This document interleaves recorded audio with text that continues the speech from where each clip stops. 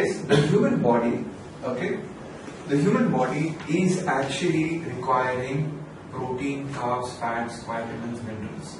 This comes in the form of food. If you take a man, you can actually eat a man. What is mutton? Meat. What is man? Meat. Meat and both. Same thing. Okay? So this exchange happens.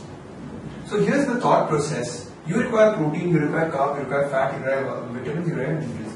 The next question you need to ask is, how much? All of you have bikes over here, right? Okay? You want to drive from here to Mysore. What are the things you need to know? How much petrol? First, how much money I have in my wallet to go to Mysore. Okay? So, how much petrol can I buy? Once you know you need petrol, but the next question is, how much of petrol? How much of petrol? What is the mileage of my vehicle? Because like if somebody has a bullet, the mileage is going to be under 30 kilometers per liter, whereas somebody has maybe a Hero Honda Splendor, you get around 65, 70. So the thought process here is, in an individual, we need to know what is the kgs, okay, what is the weight of the person in terms of fat percentage and muscle percentage. Now your body scale, when you send a client to us, the body scale measures fat and muscle percentage and measures something known as RM. RM is resting metabolism. Simple English, resting metabolism is when your bike is at a signal, you don't switch it off, it's going gada. That is neutral, that is resting metabolism. All of us are in resting metabolism when we are not doing anything. Right now you are not in resting metabolism because you are sitting. Okay? But resting metabolism is, science says, is when you are lying flat, your heart rate is normal, your breath is normal, first thing in the morning if you are doing nothing, that is resting metabolism. Throughout the day, that is the base level.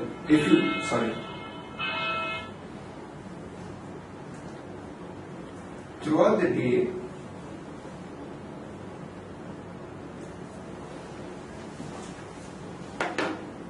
day, if there is resting metabolism, resting metabolism, that is your zero level.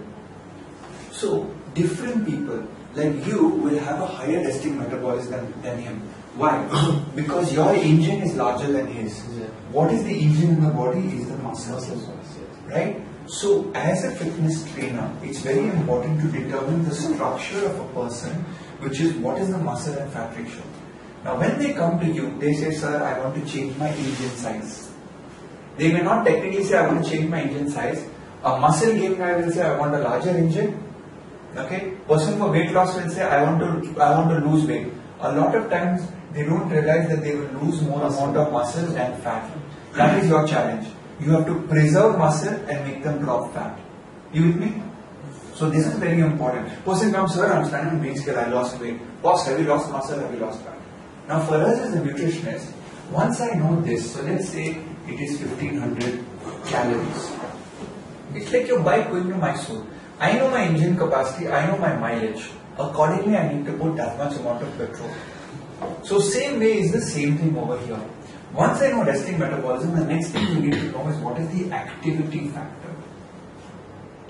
Yani, kitna accelerator dabata hai. So some guy will drive slow, good mileage, optimal utilization. Some guy will put full accelerator, rapid utilization of calories. So, what are your activity factors? Getting up, brushing your teeth, having bath, eating food, climbing the stairs, kick-starting your bike, coming to the gym, working out, lifting something, playing with somebody. All of that contributes to your activity. So, resting metabolism plus whatever activity you do together gives you your total. So, a guy like me, there's a calculation 1.5, 1.1, and in heavy like bodybuilders 2. So multiply with 2 activity factor, guy requires 3000 calories. A guy like me, sedentary desk job, working every day in front of a computer, works out only 3 times a week with a trainer. Then what we do is the activity factor is only around 1.1. So I require around 1700 calories per day. Once I determine this, what Chetan eats and what Ryan eats is never the same. The issue comes is when you give standardized diet chart. It is already pre-planned. The dish 2, 2, 3, 3, 3. It doesn't work. That is when nutrition plans are failing in India, which is why we invited you for a training here today. To tell you one thing is what we do is we customize this. So if I go to Arun and I take his, his and mine is totally different. Ranjit's and mine is totally different. Yours and mine is totally different. So each person has a different QUA. Now once we determine this, what is the next question? How much of protein, how much of carb, how much of fat, how much of vitamin, how much of minerals? This is what makes or breaks a nutritionist. Because if I get this ratio wrong, then the person will not get the significant results. What happens? People come to a gym and fitness consultant. I want to lose 15 kgs of weight. Can you help me? What is the cost of membership? Okay. Do you guarantee me losing 10 kgs? Do people come like this? No. So the guarantee is based in the equation of, do I know this guy? Do I know what is his thing? And then I decide as the trainer what activity I am going to be giving him. So if I give a lower hand activity, then I need to put the calories accordingly. If I give a higher hand activity, I need to put the calories accordingly. Once I make that decision, then the next decision is what type of training do I give this guy? Do I give him aerobic or do I give him strength training? If I give him strength training, obviously I require more protein. So then the next decision tree comes, the dilemma comes. Do I give this guy 2 grams per kg of body weight or do I give this guy 2 grams per kg of body weight? The question is not on the person. The question is on what type of training are you giving yourself. So when we come to this, then we break it out to protein, carbs, fats, vitamins. The general rule of thumb is 1 gram per kg of body weight for normal people. For sports people, 1.5 grams per kg of body weight. For bodybuilders is 2 grams per kg up to 2.2 grams per kg of body weight. Body weight or body, this is just per kg. muscle mass? Per kg. There is a school of thought that says muscle mass. Okay. So we don't need to feed protein to our fats or bones or whatever. True. But here's the thought process. Whenever I've worked with 2.2, let's take an example of you. What's your body weight? 82. 82. Do you know fat percentage? 14. Huh? 14%. Okay. So skeletal mass. So 14% on 82 kgs is 13 kgs. Okay. So minus 13. So let's say 12 kgs. So 70 kgs in you. Then this is bone, water, and muscle. Around 50% of this will come towards your skeletal mass, which is around 35 kgs. Okay? So now that means I have to give you 70 grams of protein. I have tried this equation.